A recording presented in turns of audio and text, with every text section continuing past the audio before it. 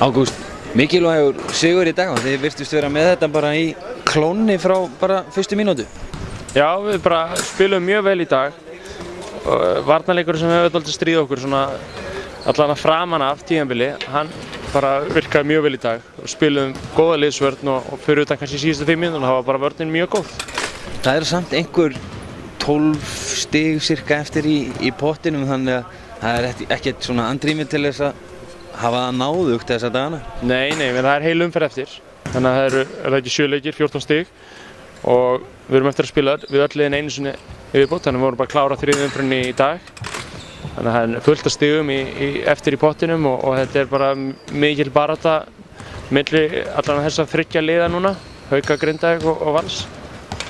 Þannig að það verður bara fram á lokaleik. Það verður einhver þarna sem situr eftir með sástennið og já, miðað við frammistöðun í dag, þá verður það ekki Valur, er það nokkuð? Þetta vonar maður ekki og það er bara leiðilegt af því að það þurfi eitt af þessu liðum að sitja eftir.